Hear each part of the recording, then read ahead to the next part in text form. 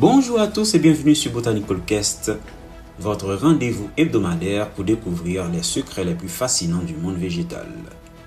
J'espère que vous allez bien et que vous êtes prêts pour une nouvelle aventure botanique. Aujourd'hui, nous allons parler d'un phénomène qui semble tout droit sorti d'un conte fantastique ou d'un film de science-fiction. Imaginez que vous vous promeniez dans une forêt. Vous apercevez un arbre majestueux et, par curiosité, vous observez une blessure sur son tronc. Soudain, un liquide rouge intense commence à s'écouler. À première vue, on pourrait croire que l'arbre saigne. Mais est-ce réellement possible? Eh bien, aussi surprenant que cela puisse paraître, certains arbres produisent effectivement des substances qui ressemblent à du sang. Alors, comment cela est-il possible? Pourquoi certains arbres saignent-ils? Et à quoi leur sert ce mystérieux liquide? C'est ce que nous allons découvrir ensemble aujourd'hui. Pour commencer, intéressons-nous à l'un des exemples les plus fascinants du monde végétal. Dracæna cinnamomum est l'un des arbres les plus étranges au monde. Originaire de l'île de Socotra, il possède une silhouette unique ressemblant à un immense parapluie renversé. Mais ce qui le rend véritablement célèbre, c'est sa résine rouge foncé. Lorsqu'on blesse son écorce, cette résine s'écoule et ressemble étonnamment à du sang. C'est pourquoi elle est appelée sang de dragon. Depuis l'Antiquité, cette substance a été utilisée comme colorant, vernis, encens et même dans certaines préparations médicinales traditionnelles. Mais alors, comment expliquer cette étonnante couleur rouge? Contrairement au sang des animaux, cette substance ne contient ni globules rouges ni hémoglobine. Sa couleur provient de pigments naturels produits par l'arbre. Ces composés chimiques servent principalement à protéger la plante contre les infections, les insectes et les blessures.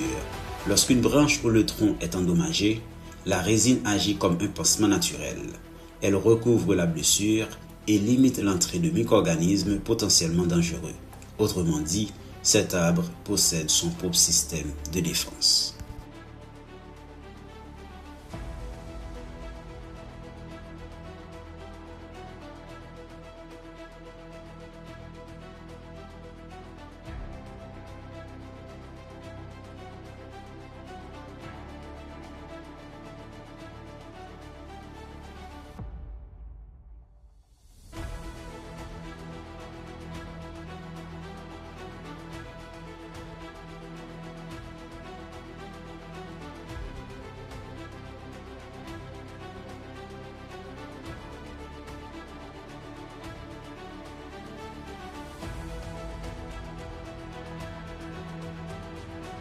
Cependant, l'arbre dragon n'est pas le seul arbre à présenter ce phénomène. Un autre arbre célèbre pour son saignement est l'Hevea brasiliensis. Originaire du Brésil, il produit un liquide blanc appelé latex. Lorsque les producteurs réalisent une incision dans son écorce, le latex s'écoule lentement.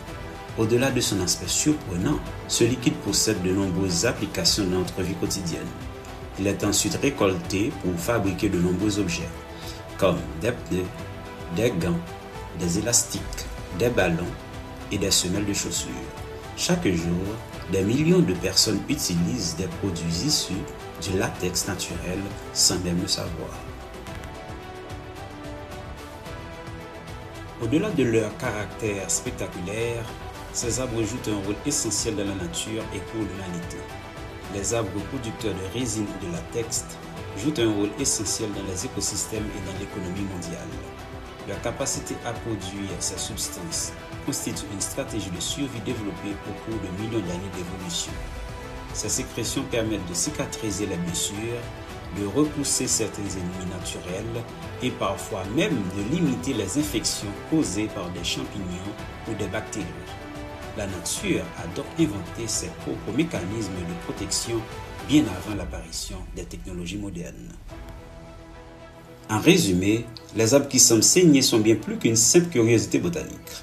La prochaine fois que vous verrez un arbre, souvenez-vous que certains d'entre eux peuvent produire des liquides qui ressemblent étonnamment à du sang. L'arbre dragon produit une résine rouge spectaculaire appelée sang de dragon, tandis que l'Hevea fournit le latex utilisé dans de nombreux objets de notre quotidien. Une fois de plus, La nature nous montre à quel point elle est ingénieuse, surprenante et pleine de mystères à découvrir. Et vous, connaissez-vous déjà ces arbres qui saignent? Dites-le moi dans les commentaires. Merci et au revoir.